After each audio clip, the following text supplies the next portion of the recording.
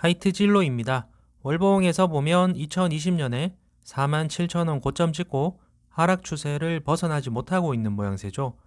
그런데 현재 실적 추이를 보면 거리두기 해제로 실적 효과를 톡톡히 보면서 상반기만 1,200억 이상 벌었고 2020년에 47,000원 고점 찍을 때 당시 실적보다 올해 더 좋을 거라고 예상을 하지만 주가는 요지부동인데요.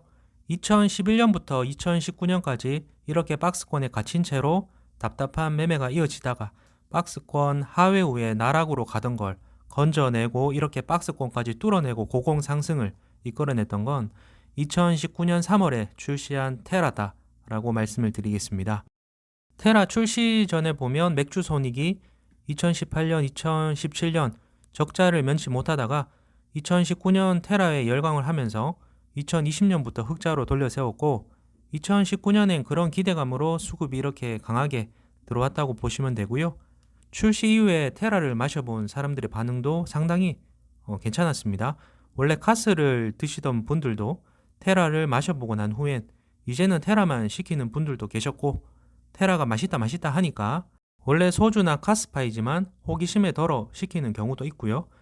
사람들은 처음 새 거에 열광을 많이 하지 않습니까? 하다못해 처음 연애를 할 때 콩깍지가 씌어서 단점들도 다 좋아 보이고 이뻐 보이는데 콩깍지가 사라지고 나면 어떻습니까?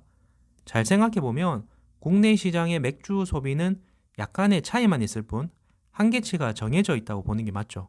테라가 나온다고 해서 술을 원래 안 드시는 분들이 테라는 뭐 드신다? 예, 그런 건 아니듯이 물론 드실 수도 있겠지만 그건 일부 가능성이 적은 거고 국민의 30%가 예를 들어 술을 안 먹는다고 가정할 때 30%를 먹게 만들어 버리면 그건 새로운 시장 개척, 서프라이즈, 새로운 성장으로 봐야 되지만 국민의 70%만 맥주를 마신다라고 가정했을 땐 70%라는 어떤 맥스는 정해져 있는 거고 그 안에서 다른 맥주 회사들의 시장 점유율을 뺏어오는 게임이지 않습니까?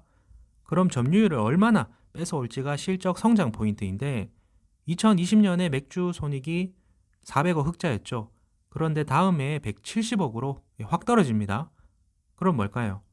물론 코로나 영향도 있겠지만 47,000원이라는 주가가 2020년에 벌어들인 주당 순이익 기준으로 멀티플 40배 가까이 적용된 가격입니다.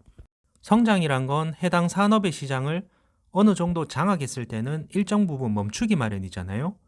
2020년 영업이익 1,900억 실적 기준으로 멀티플 40배면 10년 이내에 10배까지 떨어뜨린다고 했을 때 단순히 계산해도 10년 이내에 7천억은 벌어줘야 된다는 계산인데 여러분들이 생각하실 때 카스 점유율을 다 뺏어온다면 모르겠지만 사실 테라가 처음 나올 때보다 지금은 열광적이지도 않고 내후년까지 보시면 2,700억 컨센인데 10년 이내 7천억을 벌 정도로 성장할 수 있을 거라고 보실까요? 그게 아니라고 하면 이때의 상승은 단기적으로 열광을 하셨던 시장 참여자들이 콩깍지가 씌인 것처럼 매수를 했던 거고 거품이 끼어 있었다고 보는 게 맞는 거죠. 냉정히 바라보면 앞으로의 증권사 컨센처럼 주류 시장의 시장 점유율은 정해져 있으니 물론 해외 매출 확대나 테라처럼 사람들이 열광하고 성장성을 기대할 수 있는 신제품이 나온다면 분위기가 달라질 수는 있어요.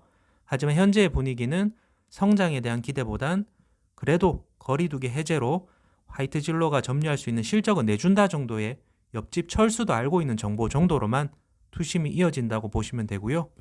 서프라이즈는 없다고 했을 때 안정적으로 돈을 버는 종목들은 여러분들이 큰손이라면 어떻게 하시겠습니까?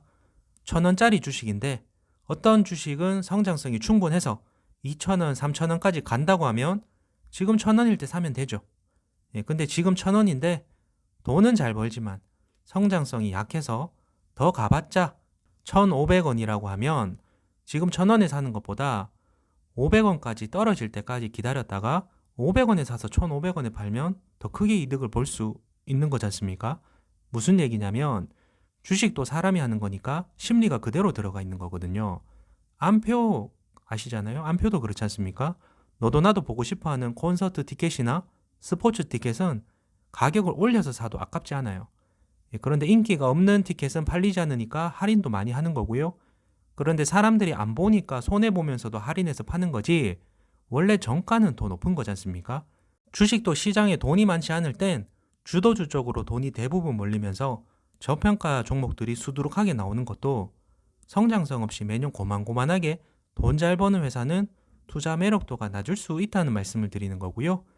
그러다가 시장에 돈이 많아질 때는 밸류가 저렴한 종목들도 넘치는 돈들이 들어올 수 있는 거라 현재의 시장에선 기술적 단기 반등은 가능하겠지만 추세를 완전히 돌려 세우기까지는 현재 시장에 풀려있는 돈들도 적고 성장주 쪽으로 돈이 몰리니 추세 반등을 위한 시간은 걸릴 수 있는 점 제가 소설처럼 말씀을 드리는 부분이니까 투자에 참고만 해보시고요. 가격 전략은 단기적인 흐름은 일봉을 보면 전체적인 하락 추세대에서 28,000원과 38,800원의 박스권 매매가 이루어지고 있는데요. 28,000원이 무너진다면 주가가 다시 한번 레벨 다운되면서 투심이 흔들리는 구간이라고 보시면 되고 28,000원 부근을 지켜준 흐름에선 위쪽으로 33,000원과 35,900원까지 상승 노려볼 수 있다는 말씀을 드리겠습니다. 생각보다 시장 상황이 좋아져서 이 종목도 긍정적 수급을 받는다면 38,000원까지 말씀을 드리는데 35,900원 매물대를 뚫기가 쉽지는 않을 수 있다는 점 참고를 해보시고요. 반대로 28,000원을 깨뜨렸을 땐 월봉에서 길게 봤을 때 24,000원과 2만원까지 크게 열어놓고 대응이 필요하다까지만 투자 의견을 드리겠습니다. 투자에 조금이라도 도움되셨다면 구독, 좋아요 부탁드리겠습니다. 감사합니다.